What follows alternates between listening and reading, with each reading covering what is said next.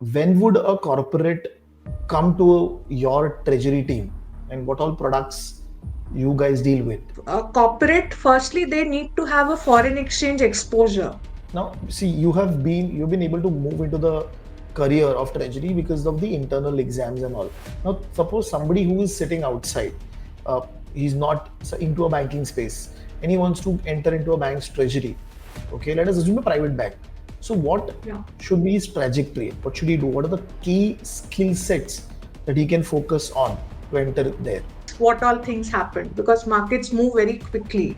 Many things can happen in a short span of time. For example, Trump can say anything and the market will become haywire. But any specific certification like that, or say any tool that they can use, any specific skill set that they should learn that is widely used in the treasury? And now I think it's mandatory as well in different banks in India.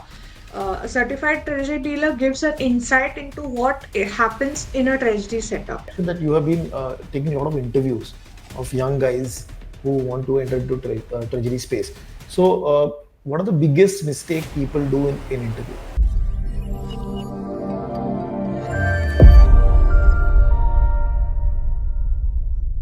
Hello, guys. I hope everybody is doing good. Hi, this is Ganesh Nayak. I help finance professionals and students to excel in their career and become a better version of themselves. And I also help students who are preparing for competitive exams in finance like CFA, FRM, SCR, and CIA. And today, as a part of that journey, I've been in touch with a lot of people who are from the industry. And today I'm with Sangeeta, and she's going to be talking about her journey of in the industry in the treasury section of a bank, and what happens in that treasury section, and what all skill sets are required, and how you as a professional can make a career in treasury. Okay, so we'll start the discussion. Sangeeta, first of all, thank you very much for taking out time and talking to us. And if you can give a slight brief about you, that would be really helpful. Good afternoon, I guess, everyone. My name is Sangeeta, and firstly, I would like to thank you, Sir, Ganesh Sir, and Fintelligents team for giving me an opportunity to be part of this podcast. I find myself really privileged. So, I'll give a brief about myself. My name is Mhm. Sangeeta Vishwanath, and I joined the banking industry way back in 2013. I Okay. joined as a probationary officer in a nationalized bank in India. Over time, I have worked in different areas of banking, but Okay. my career into treasury, it began in 2016. It was through an internal examination in the bank, and Okay. I cleared that, and then I ventured into treasury. I was part of the treasury sales team, the relationship managing side of the treasury, for almost 3 years back in India, after which I got transferred to London on an assignment for 4 years, wherein it was I was managing the treasury of a particular branch. So it was more a wholesome experience for me, rather compared to my experience in my treasury days in India. And Okay. right now, again, I work as a senior treasury dealer in a foreign bank. Okay. Wonderful. Now, you have also done CFA and FRM both, right? So, when did you clear these examination? Which year, if you remember? FRM I cleared in 2022, CFA I cleared in 2024. Okay. Okay. And you mentioned that being a part of the public sector bank, you give interviews, you give some exam. Okay. Yeah. So, if you can give me a brief, what is there in the interview? I mean, is it only a single interview, or is it two, three interviews? Is it two, three exams that you have to give, and then you become Yeah. eligible? Yeah, so I'll just start from the beginning. Like when I joined in 2013, I was a probationary officer. So Okay. we during that 2 year phase, we have to go through different areas of banking, like retail banking, operations, trade finance. We get a wholesome experience about different fields. After Okay. which we are allowed to sit back, relax, and decide on what path like we want. If we are interested in a specific path, it helps. For me, again, I was very curious about, markets, currencies, interest rates. I was very curious from the beginning. So when in 2016, my organization gave me a chance. So they called in professionals who would be interested in joining the treasury team. So at that time, there was a proper written examination. The Hmm. examination mainly consisted of general knowledge, finance, English. I mean, just like a normal aptitude test. After Correct. which there was a proper group discussion. There was an interview. Interview was conducted by top level officials of the vertical. After which only we got selected in the Okay. team. And when we say you started as the sales side of the treasury, correct? In Exactly. initially. So Yeah. what was the role? What do you do on a day-to-day basis over there? So in the sales side, it was mostly involving interactions with different corporates, small, medium, and large size corporates, and getting to understand their treasury needs and requirements, and providing them optimized treasury solutions Correct. in a way. So we used to speak to them, interact with them, try and find out how are their positions going, if they have any particular views. We used to share our views. So for that, again, we need to have a very good understanding of the market. Otherwise, you need to be confident upfront. Otherwise, how will you communicate to them? Because the first question people always ask whenever we had any customer interaction, the first and foremost thing which they will ask is that, what do you think about the markets? What is your view? So that developing that view, that takes some time. That takes daily practice, knowledge, keeping yourself updated. All these, it takes time, and then you have to develop that, and that itself instills a confidence. Like once you start understanding the market and sharing your views, it becomes much easier. And just for the because our audience is those who want to make a career in finance. Now, for them, when would a corporate come to your treasury team, and what all products you guys deal with? So in that case, if a corporate, firstly, they need to have a foreign exchange exposure first. Like Okay. they have exports and imports in different countries and different currencies. Then only they come to us. So that then they share with us what they have, whether they are primarily exporters or importers. They Okay. ask us about our views. What do you think? Whether the currency will appreciate or depreciate, and how much hedging is one part. Hedging is one of the most important solutions that we offer to them, and we do it through there are a range of products which we have. Like spot is for like the current exposure. Then if they have any forwards, then it is forward is necessarily t more than t+2, whatever the transactions are, those are forwards. So we offer forwards, we offer options, plain vanilla options. There are different kinds depending on how their risk appetite is. We do a risk assessment. Whenever we offer such products to customer, we first do a risk appetite assessment and Okay. see how optimal. We do not offer any complex derivatives to anybody, because obviously Okay. they need to have an understanding as well. We don't Correct. just sell just for the sake of selling. We don't sell. Yeah, Okay. So basically, whatever we have learned in FRM in terms of the OTC derivative transactions, you guys do it with the counterparty. correct. And the aim is to facilitate them to either hedge or take position Yes, in the market. correct, So correct. they can also speculate in the market, and you can facilitate that. Is it? We did not used to allow speculation. We only used to allow them to hedge if they have particular documents, like for import or export related. If they have particular documents, only then we used to allow them. We never used to allow for speculation. Okay. Now, see, you've been able to move into the career of treasury because of the internal exams and all. Now, suppose somebody who is sitting outside, uh, he's not into a banking space, and he wants to enter into a bank's treasury. Okay, let us assume a private bank. So, what Yeah. should be his trajectory? What should he do? What are the key skill sets that he can focus on to enter there? Key skills that, again, I would say that first you need to be passionate about the markets. You need to follow markets daily. Like Okay. when we joined in Treasury, our first and foremost assignment was that we were asked to track a particular currency daily.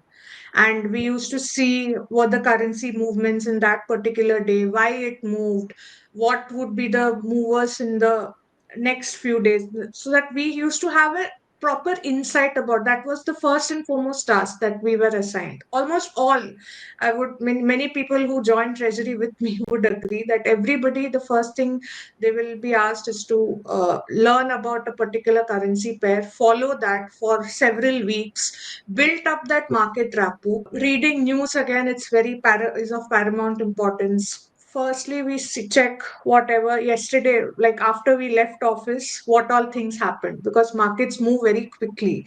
Many things can happen in a short span of time. For example, Trump can say anything and the market will become haywire. So once Right. we reach office, first we check what happened overnight. Then we see about what are the major data releases that are going to happen during the day, whether these will impact the currency that we have exposure in, or if we have any position in. Then we check whether there are any central bank decisions which are due during the day, and what is a survey, then when the decision exactly happens, then how the market is moving.